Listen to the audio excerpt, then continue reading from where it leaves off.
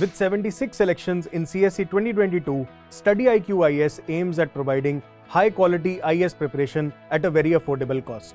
हमारे P2I यानी कि prelims to interview 2024 live batch के साथ आप CSE एग्जाम की तैयारी कर सकते हैं with features like live classes, 1-to-1 mentorship, daily answer writing, success in prelims and mains crash course, 18 books across all subjects, interview guidance program, and the most unique feature, mains residential program, where Study IQ students clearing prelims 2024 will be called to Study IQ campus at no additional cost. मेरा नाम उदिता शर्मा है। मैं राजस्थान की नागौर जिले के मेड़ता शहर की रहने वाली हूँ। ग्रेजुएशन में मैंने MBBS किया है। MBBS करने के बाद मैंने UPSC की तैयारी शुरू की। इस बार UPSC सिविल सेवा परीक्षा 2022 में मुझे 381वीं रैंक हासिल हुई है। ये मेरा तीसरा प्रीलिम्स का प्रयास था, फर्स्ट मेंस था, फर्स्ट इंटरव्यू था। इस पूरी तैयारी के दौरान जितने भी मेरे अनुभव रहे, जो मैंने तैयारी की, जिस तरीके की रणनीति मैंने अपनाई, उसमें से अगर कोई सबसे उपयोगी रणनीति आप लोगों के लिए हो सकती है तो वो मेरे इंटरव्यू की रणनीति हो सकती है। क्योंकि इंटरव्यू वह स्टेज है जहाँ पे मैंने सबसे ज़्यादा व्यक्तिगत रूप से मेहनत की थी। इंटरव्यू के जो मेरे मार्क्स हैं वो 204 मार्क्स हैं, जो कि one among the highest marks है। और ये मार्क्स इसलिए भी इम्पॉर्टेंट है क्योंकि मेरा इंटरव्यू मैंने हिंदी माध्यम से दिया है। मेरा मेंस का माध्यम भी हिंदी रहा, मेरा ऑप्शनल भी हिंदी साहित्य रहा। तो कहीं ना कहीं हिंदी माध्यम के अभ्यर्थियों के बीच में यह संकट हमेशा रहता है कि हिंदी माध्यम से इंटरव्यू में अच्छे मार्क्स हासिल नहीं किए जा सकते। तो क्या वो अच्छे मार्क्स हासिल किए जा सकते हैं, किस तरह से वो अच्छे मार्क्स हासिल किए जा सकते हैं, और क्या क्या वो तरीके हैं जिन्हें हमें अपनाना चाहिए कि हम 204 से भी ज़्यादा अच्छे मार्क्स हासिल करें, इसी रणनीति के बारे में मैं आज आपसे चर्चा करूंगी। इंटरव्यू की तैयारी जब मेंस का रिजल्ट आया 6 दिसंबर को इस बार, तो मेंस का रिजल्ट आने के बाद जब इंटरव्यू कॉल आई तो कहीं ना कहीं मेरे दिमाग में ये था कि अब जितनी ताकत है मुझ में वो इसमें लगानी होगी। क्योंकि मेंस में कई ऐसी कमियां रही जिस पे मैं और ज़्यादा वर्क कर सकती थी, लेकिन कई सिचुएशन की वजह से मैं कम वर्क कर पाई, कुछ आंसर राइटिंग में कम कर पाई। तो कहीं ना कहीं दिमाग में ये था कि इस बार इंटरव्यू के लिए बहुत ज़्यादा अच्छी मेहनत की जाए ताकि वो जो कम मार्क्स हैं वो इंटरव्यू में कवर अप हो जाएं, और एक अच्छा समय आपको 2 महीने का जब इंटरव्यू के लिए मिल जाता है तो उसको कवर आराम से किया जा सकता है। इसी माइंडसेट के साथ मैंने इंटरव्यू की तैयारी शुरू की थी।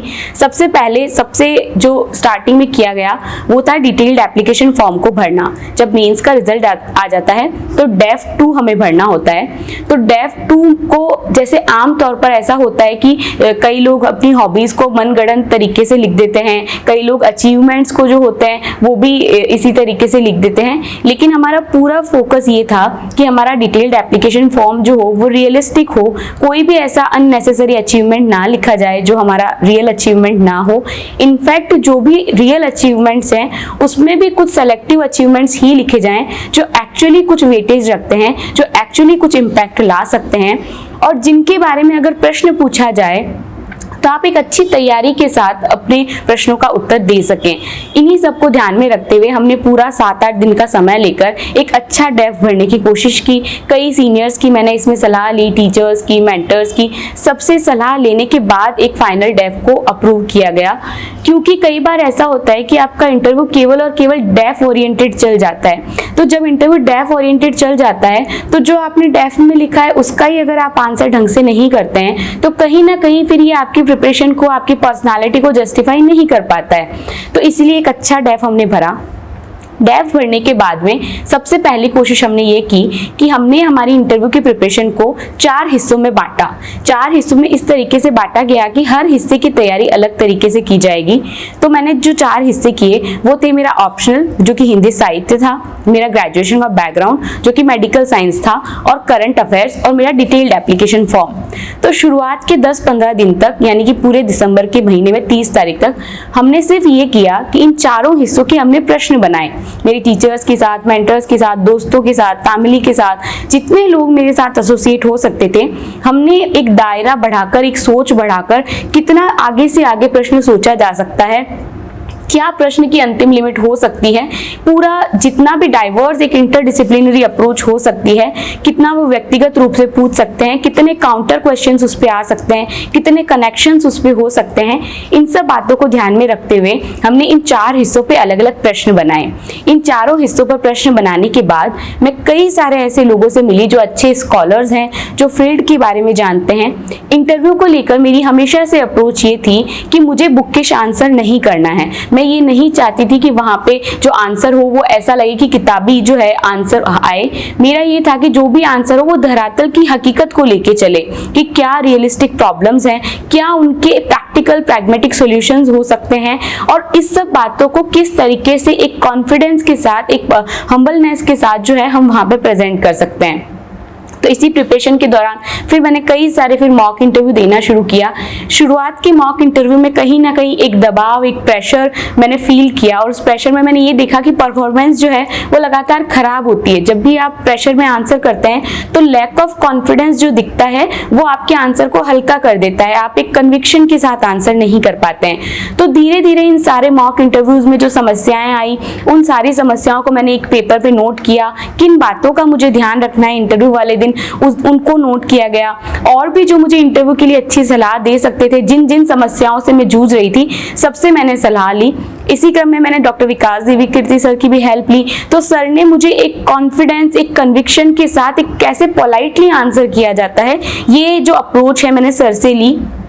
और उसके बाद जैसे जैसे इंटरव्यू आना शुरू हुआ तो मेरा ऑप्शनल है उसको तैयार करने के लिए ये किया। जो 4 हिस्से हैं उसमें पहला हिस्सा अगर हम बात करें तो मेरा जो ऑप्शनल है उसको तैयार करने के लिए ये किया गया कि क्या अच्छे प्रश्न हो सकते हैं। जैसे अगर मैं उदाहरण दूं तो एक प्रश्न ये हो सकता है कि आपका ऑप्शनल हिंदी साहित्य है, तो बेसिक से बेसिक प्रश्न ये है कि आपने हिंदी साहित्य क्यों चूज किया। तो उस क्यों चूज किया के भी अच्छे आंसर्स क्या हो सकते हैं, एक जो है कन्विंसिंग आंसर क्या हो सकता है, उसको करने का प्रयास किया गया। और हमारा इसका दायरा यहाँ तक गया कि अगर आपको खुद को इस उपन्यास में कुछ चेंज करने को कहा जाए तो आप क्या चेंज करेंगे। जैसे हिंदी साहित्य के बच्चे इस चीज को जानते होंगे, जैसे होरी का एक कैरेक्टर आता है गोदान उपन्यास में, उनकी वाइफ आती है धनिया। तो अगर ये सब आपसे कहा जाए कि होरी के कैरेक्टर या धनिया के कैरेक्टर में से आपको कौन सा अच्छा पसंद है, या इस कैरेक्टर में आपको एक चेंज करना हो तो आप क्या करेंगे। इसी तरीके से अगर वो ये कह दे कि आपको अगर अपना एक उपन्यास लिखना है तो उसका नाम क्या रहेगा, उस उपन्यास का प्लॉट क्या रहेगा, आप मेडिकल साइंस पे बेस्ड अगर उपन्यास लिखना चाहेंगे तो क्या क्या उसमें कैरेक्टर शामिल करेंगे। तो हमने हमारा दायरा उन कल्पनाओं तक भी जो है असीमित किया था, हमने हमारे दायरे को कंस्ट्रेन नहीं रखा था। दूसरे हिस्से की अगर हम बात करें डिटेल्ड एप्लीकेशन फॉर्म, तो डिटेल्ड एप्लीकेशन फॉर्म की मैंने कई सारी जेरोक्स करवाई थी और कई लोगों के साथ बैठ के डिस्कशन करके हर पॉइंट के आगे जो है क्वेश्चन लिखे थे कि क्या किया जा सकता है। जैसे for example date of birth है तो उस डेट ऑफ बर्थ के दिन क्या इंपॉर्टेंस है उसकी, और उस मंथ की क्या इंपॉर्टेंस है। जैसे मेरा बर्थडे अगस्त में आता है तो फिर मैंने मॉडर्न हिस्ट्री से अगस्त क्रांति, अगस्त रिवॉल्यूशन, अगस्त प्रस्ताव जो पास हुआ था, वो सब ये सब भी प्रिपेयर किया था, क्योंकि एक बार जब चीजें खुलने लगती है तो वो कहीं तक भी जा सकती है। तो हमारी कोशिश यही थी कि कहीं तक भी जो चीजें जा रही है उन सबको कवर किया जाए। जैसे मेरा नाम मुदिता है तो जो बुद्धिज्म धर्म होता है उसमें मुदिता नाम से 4 तत्व आते हैं, मैत्री, करुणा, मुदिता और उपेक्षा। तो हमें ये लगा कि जब मुदिता बुद्धिज्म का एक बहुत इंपॉर्टेंट पार्ट है तो हो सकता है मेरा इंटरव्यू बुद्धिज्म तक जाए। तो इस सब बातों को ध्यान में रखते हुए हमने बौद्ध धर्म को भी अच्छे से प्रिपेयर किया। तो मैं ये कहूंगी कि हर हिस्से को जो ये डिटेल्ड तरीके से प्रिपेयर किया गया उससे मुझे अंतिम इंटरव्यू में बहुत फायदा हुआ। तीसरा हिस्सा जो था वो करंट अफेयर्स था।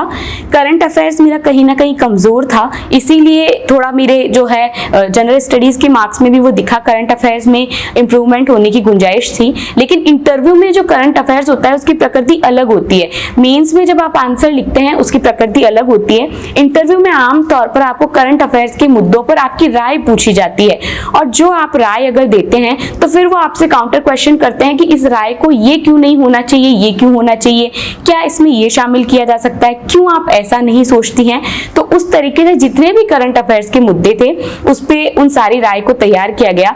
उसके लिए मैंने ये अप्रोच ली कि पहले तो मैंने करंट अफेयर्स को कोई सोर्स है उससे पढ़ा, जैसे मैंने किसी वेबसाइट से पढ़ा या कोई अच्छा कंपाइलेशन है उससे पढ़ा।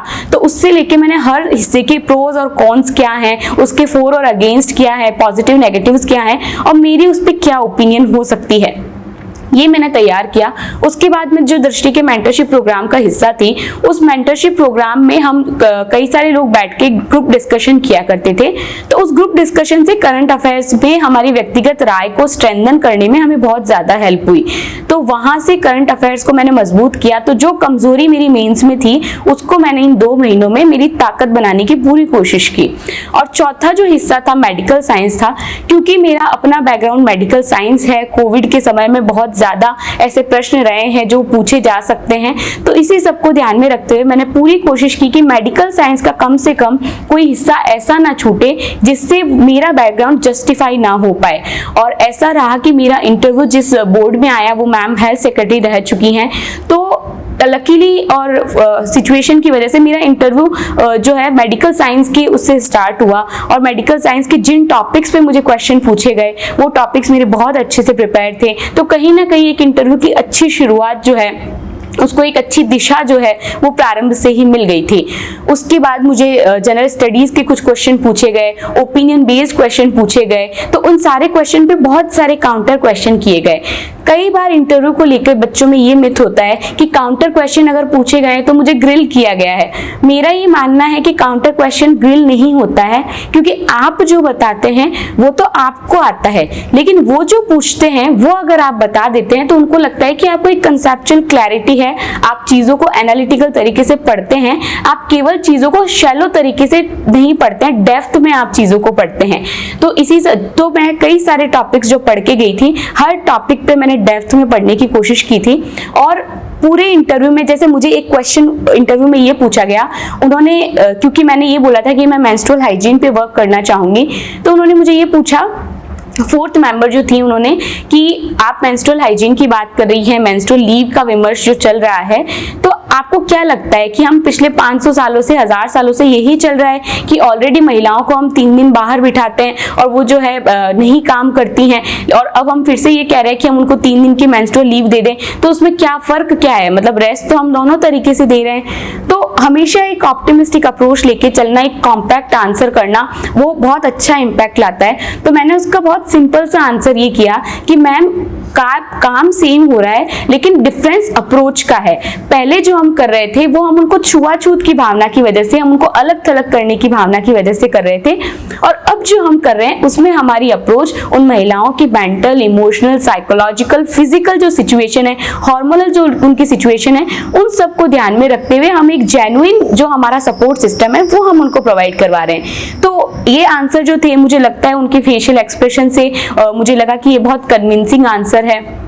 इसके साथ ही आमतौर पर इंटरव्यू में एक प्रश्न जो आता है वो भाषा को लेकर आता है। जैसे मेरा इंटरव्यू का माध्यम हिंदी था, और लेकिन ये कई बार आता है कि क्या हमें केवल हिंदी बोलनी चाहिए या इंग्लिश बोली जा सकती है या मिक्स चलता है। तो मेरी अप्रोच ये थी कि मैं दोनों भाषाओं में कंफर्टेबल हूँ, हिंदी में भी और इंग्लिश में भी। तो मेरा जो इंटरव्यू शुरू हुआ था वो हिंदी में शुरू हुआ था, लेकिन हिंदी में शुरू होने के साथ मैंने भरपूर जो है अंग्रेजी के तकनीकी शब्दों का टेक्निकल शब्दों का जो है इस्तेमाल किया, चाहे वो मेडिकल साइंस के शब्द हों, चाहे वो करंट अफेयर्स के शब्द हों, तो मैंने भरपूर इस्तेमाल किया। और अगर उन्होंने मुझे इंग्लिश में क्वेश्चन पूछे तो मैंने एक काम तरीके से जो है उनको इंग्लिश में भी आंसर करने की कोशिश की, अच्छे तरीके से, अच्छे शब्दों का इस्तेमाल करके।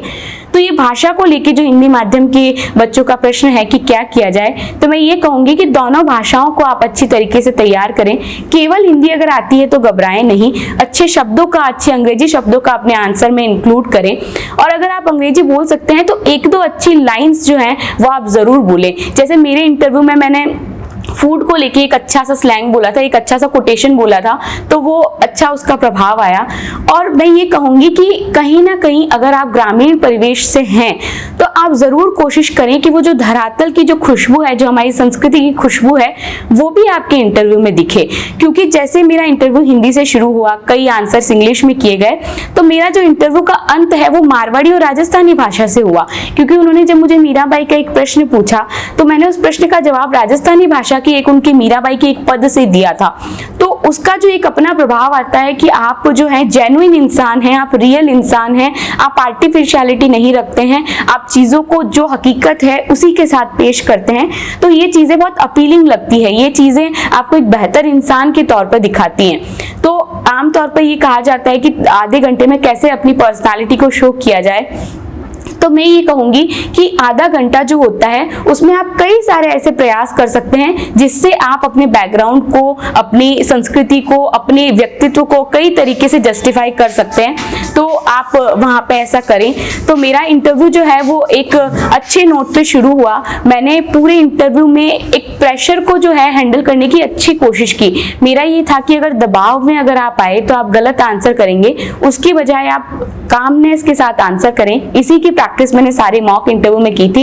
एक चार्मिंग फेस आप रखें और एक अच्छी स्माइल आप रखें। जो सीरियस मुद्दे हैं उन पे आप सीरियस एक्सप्रेशन दें। एक अच्छे एस्पिरेंट के तौर पे आप अपने आप को पेश करके रखें, तो आपका इंटरव्यू बहुत अच्छी दिशा में जा सकता है। मेरी जो मेहनत थी उसके साथ बहुत सुखद संयोग हुए और उस सुखद संयोगों की वजह से, उस मेहनत की वजह से मुझे अच्छे मार्क्स मिले। तो मैं अंत में यही कहूंगी कि हिंदी माध्यम की अगर किसी भी बच्चे को इंटरव्यू के रिगार्डिंग अगर कोई भी हेल्प चाहिए होगी तो वो मुझसे संपर्क कर सकते हैं, या फिर ये जो मेरी रणनीति है वो आपके लिए बहुत उपयोगी साबित हो सकती है, ऐसी मैं आशा करती हूँ। और ये जो रिकॉर्ड है हिंदी माध्यम का जो इस बार 200 के ऊपर गया है, 204 हुआ है, वो आगे आप तोड़ें, ऐसी मैं शुभकामनाएं आपको देती हूँ। धन्यवाद।